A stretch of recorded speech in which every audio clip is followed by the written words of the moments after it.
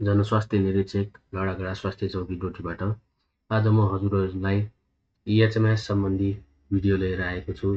कृपया ध्यान दिएर हेरिदिनुहोला। केही फिडब्याक, कमेन्ट, कन्फ्युजनहरू छन् भने कमेन्टमा राखिदिनुहोला। हस्, धन्यवाद। म आजको भिडियो सुरु गर्न गइरहेको छु। यो चाहिँ मैले डेमो आइडीबाट हजुरहरूले डिस्कसन गर्न चाहे।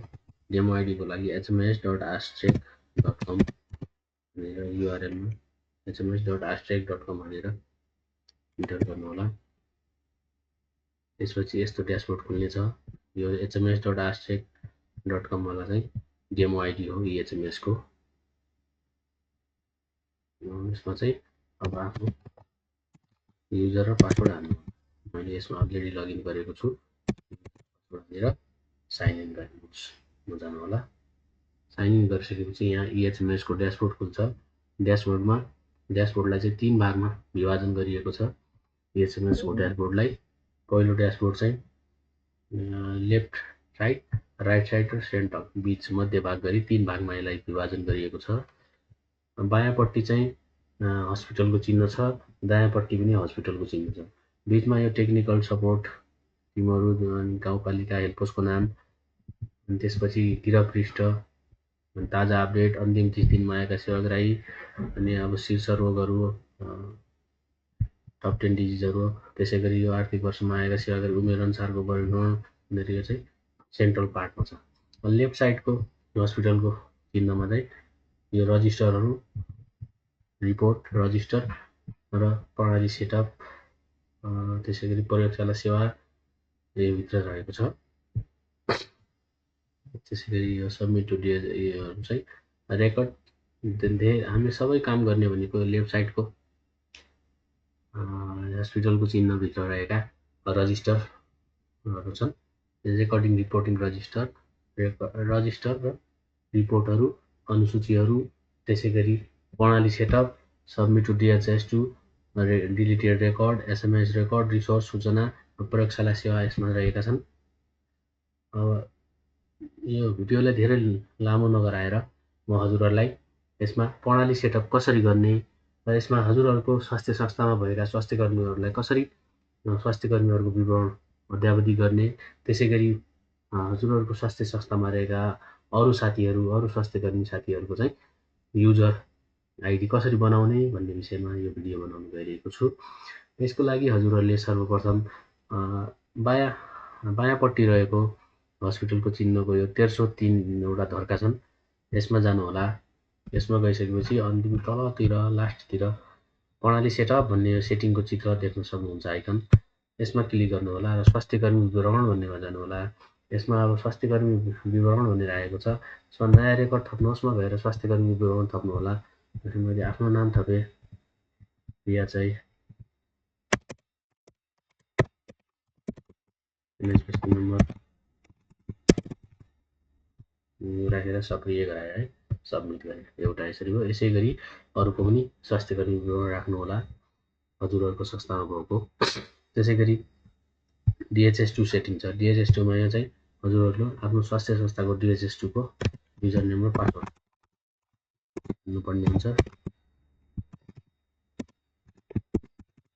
त्यस्तै कुनै अक्षर मिलेन भने चाहिँ पछि यो हजुरले पठाएको यताको रिपोर्ट DHS2 मा नजाने समस्या हुन सक्छ। यसलाई यो यहाँनिर टिक गर्नुभयो भने हजुरले यो DHS2 मा पठाएको यताको रिपोर्ट चाहिँ स्वतः कम्प्लिट हुन्छ। यदि हजुरले यसलाई अनटिक गर्नुभयो भने DHS2 मा गएर कम्प्लिट गर्नुपर्ने हुन्छ। त्यसैले मैले चाहिँ यसलाई टिक लगाएँ, उता पनि कम्प्लिट हुन्छ, सुरक्षित गर्ने। त्यसै गरी औषधि विवरण छ। औषधि विवरणमा कस्टम र म्यानुअल भन्ने डिफल्ट भनेर छ। डिफल्टमा चाहिँ कुन कुन औषधिहरू यो सिस्टममा राखिएको छ EHMS सफ्टवेयरमा भनेर यसरी हेर्न सक्नुहुन्छ। यसमा चाहिँ सर्च गरेर पनि हेर्न सकियो। फिङ्गर ल्याक्टेट छ कि छैन, फिङ्गर ल्याक्टेट सबै यसरी आउँछ। अनि यो स्ट्रेन्थ, युनिटहरू, डोज, फ्रिक्वेन्सी सबै यसमा राखिदिएको हुन्छ। त्यसमा हजुरलाई यदि BD लाई TDS लाई BD दिने मन छ भने दिन सक्नुहुन्छ। त्यसलाई हजुरहरूले चेन्ज गर्नु। त्यसै गरी कस्टममा गयो कुनै ठिक होइन, कस्टममा जाने, नयाँ रेकर्ड थप्नुहोस्मा जाने, हजुरले कुनै मेडिसिन राख्नु पर्यो। जस्तै यसमा छ कि छैन पहिला डिफल्टमा गएर हेर्ने। ट्यामसुलोसिन भन्ने ट्यामसुलोसिन छैन होइन, ट्याम्सुलोसिन छैन भने हजुरहरूले अर्को औषधिहरू न्याप्रोक्जेन छ कि न्याप्रोक्जेन छ, त्यसै गरी इन्डोमेथाइन छ।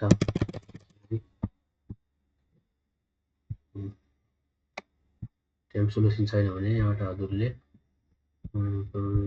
कस्टम गर्ने, त्यसपछि नयाँ रेकर्ड थप्नुहोस् जाने, यता आएर मेडिसिन फ्रम ट्याब्लेट ट्याम्सुलोसिन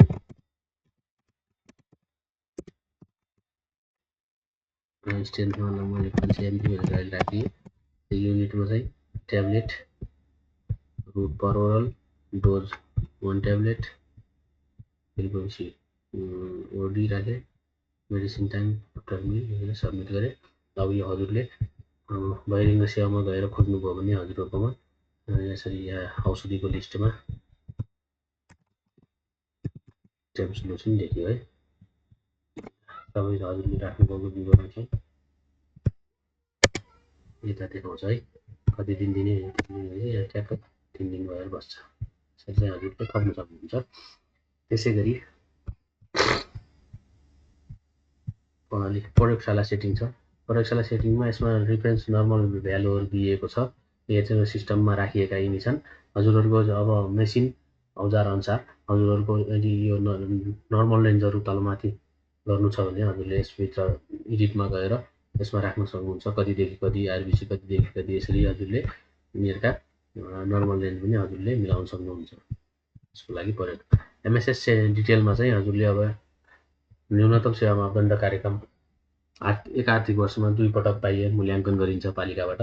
यसको चाहिँ हजुरहरूले स्कोर राख्नुपर्ने हुन्छ। यसको लागि नयाँ एमएसएस विवरणमा थप्नुहोस् जाने, कहिले भएको हो उसै अब पुसमा हुने हो, अगाडि भएको थियो, पुसको 23 गते भएको थियो। स्कोर चाहिँ 84 आएको थियो।